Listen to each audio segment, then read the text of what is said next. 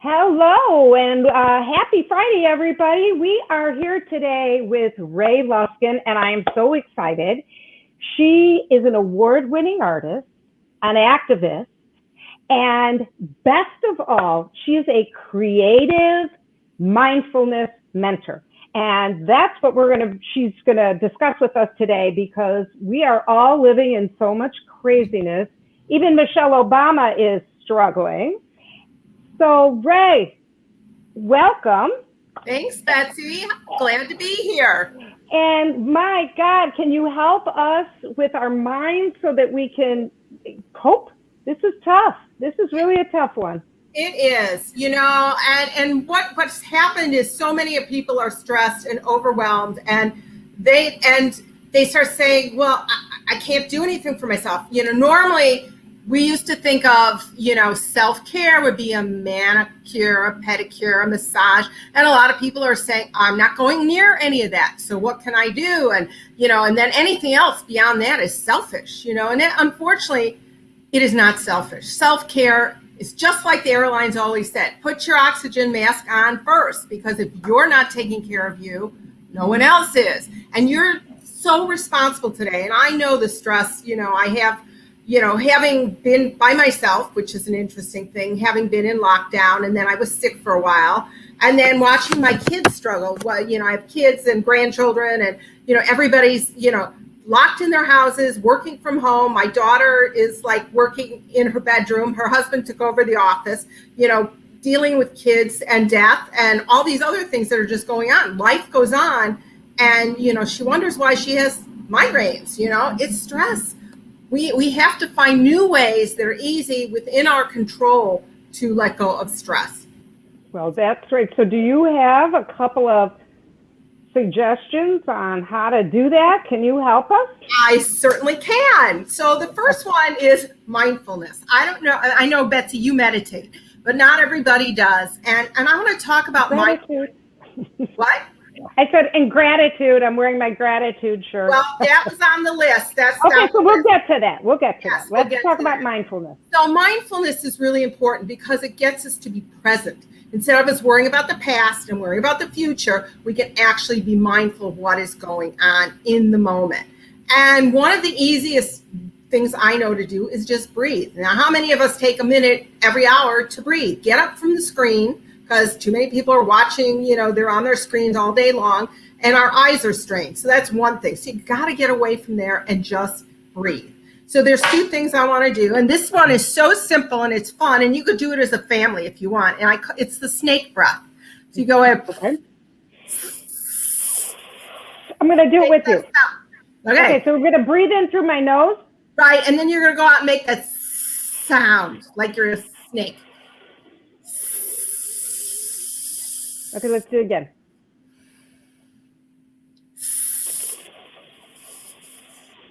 And another one that's... I like that one. It's just fun. It takes a minute. You can get up from your screen. The other thing is when your eyes are tired, you really need to do something for them. And so you can just rub your hands together and cup them over your eyes and breathe in the darkness. That helps de-stress your eyes. And if they're really stressed, I do an exercise where I imagine my eyes are going around a clock. It's hard to see on this because it's a little teeny zoom kind of thing, but imagine you just move your eyes one direction and then the other, and you'll notice how much tension is there. Yeah. So it's sort of like a shoulder roll for your eyes. Exactly. That's how I'm feeling that. Okay, that's good. That's excellent. Those two are quick and easy. They take no more than a minute. And I know everybody's like, I don't have any time. That's one of the biggest complaints. I don't have time to self-care. But these are two things you can do for self-care. Now, the other thing is I love scribbles and doodles. I am a big proponent of getting out that box of crayons, markers, whatever it is, and scribble. Now, too many people say, I can't draw. I'm not asking you to draw. I'm asking you to scribble. So this is going to be a two-parter. So I want everybody, this is another piece of mindfulness. Our body has a lot of wisdom. So I want you to put your feet on the floor and wiggle your toes. I'm doing this. Okay. And I love this. just notice what you notice. What do you feel? And, watch the energy. Imagine the energy going deep into the earth and then coming up through your legs and just breathing. You don't have to change your breath now. You're just paying attention to, the feeling in your feet. Those are your roots. That can root you, especially when you're feeling so, oh my God, what's next? Just imagine that energy now coming up into your legs, your knees, your thighs, and traveling up to your heart center. Now you can put your hands on your heart just to feel it, to be grounded in that, and to know that you're okay. This is another one of those things. Now, this is a great way just to bring a little peace and grounding to you. But on the other hand, what you can do is like, okay, where is the stress in my body? Your body is full of wisdom. So now you were talking about your shoulders. How many of us are going around like this all day, right? Yeah. So, notice what it is and then think about it and say, okay, where am I feeling the most stress today? Is it in my jaw? Is it in my neck, my shoulders, my back? And does it have a color? Does it have a shape? Is it hot or cold? Does it have texture? So again, easy drawing. This is what I use a lot of the time. And if anybody wants a copy of this, they can call me. It's just a little gingerbread guy. And now then I ask you to scribble in there where the pain is. What is the pain? Where is the stress? You have to acknowledge the stress without judgment and just let it go, but it's easier said than done. So there's a process here. So the first part is to scribble that and notice it. And then taking that, we journal about it. So you ask, what is this stress about? And once you acknowledge, they've done tons of studies on this. And they have found that if people journal, they are healthier and happier, and they let go. They reduce their cortisol up to like 75% if they're like scribbling, doodling for 45 minutes and journaling. That's a lot of release, that you can get. So I take it as two things. You get to do the little scribble, and then you dialogue with your body. What do you need? What is your soul calling you to do today? I think that's such a big piece of it. We don't take the time. The other day I was, I had to write 3 things all at once. I was working on a program, I was doing this, and I was like, okay, stop. What is your soul calling you to do? It said, go out on my balcony, sit in my rocking chair, and just spend 10 minutes looking at nature. And that's what I did. And when we do those kinds of things, when we listen to our bodies, again, we are creating wellness for ourselves. So it's a gift we give ourselves. And I think especially right now, when we have time, we have plenty of time right now because we're not driving as many places. So now is a good time to embrace this slowdown. Right.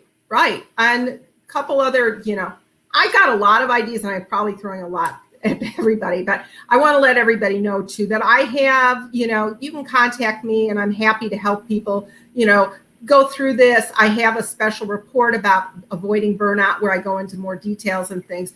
But, you'd brought up gratitude, and then that is also part of journaling. It's the idea. They did a study at University in Texas, and all these students, the more that, Betsy, we disappeared. Where'd it go? I'm here. I see it. Okay, it went dark on my screen for a minute. I don't know. We're here. Okay. Tell me about gratitude. So, it was the idea that the University, UCLA has done a lot of work on gratitude and how important it is. And it reduces stress. It reduces cortisol. It is a gift we give ourselves. Now, I have a practice where I write my gratitudes every night. So I write a minimum of 3. But I suggest, there's so many ways to do that. So I always suggest to people, start with your physical surroundings. I'm so grateful I have hot water today. I'm so grateful I have a bed. These are some of the simple things that oftentimes we take for granted, but then we hear about people who are being evicted now. They're losing their homes. They're sleeping in their cars. So let's talk about that and be grateful and say, I'm so blessed and thankful that I have. So you can do that. Then you can go into gratitude about your body, your health. It's like, I'm so grateful I could take a deep breath today, because how many people do we know that have been struggling to take a breath? We have the ability to walk. You have grandchildren, and I do, and it's like being able to get on the ground and play with them and get back up, or having the energy to run after them, or to, those kinds of things. Those things that just bring joy. Be there for them. Right. We're here. Right. Being of service to people. They've done studies, again, when you volunteer and you do service, again, you create these happy hormones in your body. These endorphins are released. And that, again, gives you greater health and vitality. There are so many things that we can do for ourselves that are simple. But I think gratitude is a practice that everybody can do. Nobody has to stop with, you can do 3 gratitudes a night. I've been doing that since like 1985, long before Oprah even talked about it. Yeah. But it helped me heal. I was really depressed. I wanted to kill myself. I was really depressed. And doing gratitude really changed everything. I'd be writing gratitude, and I did my scribbles, just like we did with the body. But I used scribbles in a more dramatic way, in the sense I just took it and I just started. And I let go of all this anger and fear and worry, and I just let it all out. And as over like a 3-week period, people said, "What happened to you? You look so different. You look happier." But I was able to release all the stuff. There's something called the somatic response, that our cells hang on to trauma. And let's face it, everybody's experiencing that right now. And we need ways to let it go. So that's a big piece of it. So scribbling, gratitude, journaling, the breathing. One of the other things I do, and I call this walkabout change. So we are so focused on the negative, but we need to focus on the opposite. So I do a walk every morning. I try and walk a mile, different place. And today I didn't want to be in my neighborhood, so I went somewhere else. I went to an old memory place that I'm going to post photos later in Facebook about where my kids grew up. And I go there and I walk. I do 2 things, and then I take photographs of things that are beautiful or that catch my attention. Again, it is like smell the roses. You're stopping to see and be present. So being out in nature, again, is healing by itself. There is such a thing as the University of Michigan did a study, and they sent people out, and they called the nature prescription, because, again, their cortisol levels were lowered so much. But I like to add the photo element of it, because then you have a record to keep with you when you're feeling sad, blue, whatever, anxious. You look at those pictures like, wow, look, I can take a deep breath and breathe into that beauty and be reminded there's good things going on in the world. That's a great idea. So another one, being the creative mindfulness mentor, is dancing, music and dancing. So during COVID, when the first, I didn't see my kids for like 12 weeks, the first 12 weeks and stuff. And I would have dance parties with my grandkids. Now I think I had COVID, never got tested at the time, but, I could barely breathe. I had a horrible cough. I lost my sense of smell. But what healed me was literally getting on a Zoom call and dancing with my granddaughter every day, doing the best I could, but it causes you to do deep breathing. So it brings that oxygen into your whole body, and there's just joy in dancing and moving, and it doesn't have to be anything great. And lately I've been dancing down the street. When I do my walks in the morning, I turn on my music, I don't wear earbuds, and people like, what is that? And, today I was walking, and this man's jogging by, and he goes like this because I'm going like this, But I think that's great. And I also think when you are scribbling or dancing, you are also in the moment. Totally. And when you're just doing that dancing or something physical like that, working out, if you're somebody who spins or runs and everybody, they get those endorphins, that's what it's all, that's where, we can change the chemicals in our brain. That's great. Right. That is really good idea. I love the dancing idea. Yeah, I think that's really important. And I know a lot of people find comfort in creating rituals. So, now part of my ritual is a meditation in the morning.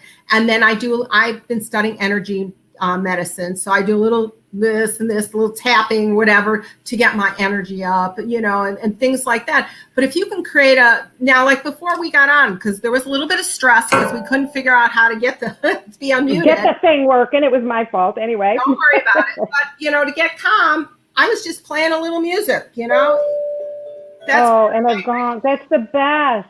So if you figure out something for yourself, that can calm you, and that can be part of your ritual every day. Some people it's lighting a candle or smelling something, whether it's a sack of lavender or essential oils. Those little triggers throughout the day can give you a sense of peace and calm. But you have to find them for yourself. Right. And I think right now I'm using more than one of those things. I got the music going when I go to bed. I've got lavender everywhere that I'm sniffing. I have, something else you said. The music, the lavender. Well, anyway. Candles. So all of those physical things help as well. You light that candle and it just brings you down a little bit. There's a couple things that I do as well. It's like there's stations like Meditative Mind, and I listen to them, and they have music at different frequencies. So some music is for frequency of healing, some is for, an invitation to connect to spirit, others are for calm.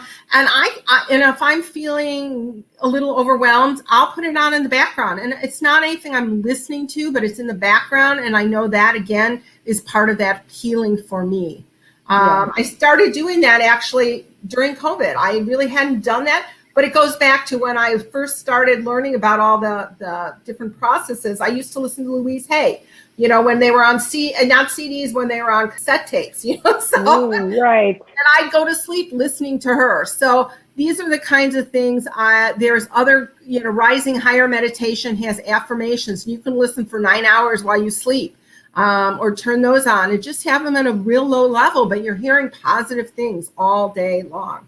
And I'm thinking about trying out these they're Bluetooth headphones in sort of a mask, and you can listen so that you don't have to be, you don't have to have the sound on disturbing somebody else.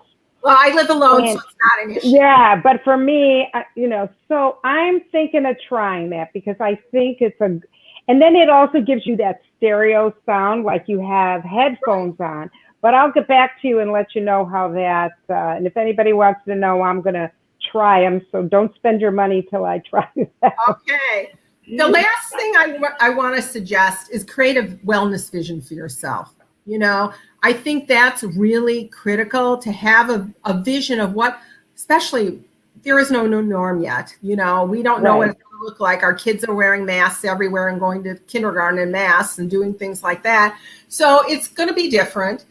Teaching at home, it's all stressful. But if we can have a vision of what we would love, and it could be more about the qualities. I want more peace and calm. Because a lot of people found they either hate their partner because they've been with them too much, or they love being home and, I don't have to commute anymore. I get to see the kids for lunch. I get to do this. There's so many, but if we focus on those positive things and create a vision of what is it that we love about right now and what else we would love for ourselves. And there's lots of ways to do it. That you can write them. You can create a vision board. I know we've done a vision board together and stuff. Those things are really helpful, because if we don't know what wellness looks like, okay, hold on. Yep.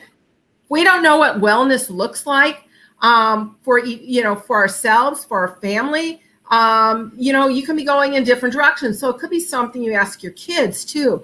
So what would make you happy? So if you're teaching your kids at home, you got to figure out, what would make them happy and connected to their friends in a different way? It could be by signing up for some kind of backyard class with 3 of their good friends, but give them an opportunity to chime in on what could make this a better experience right now. This is not this is an unusual time, and we have to come up with some creative ideas how to do things.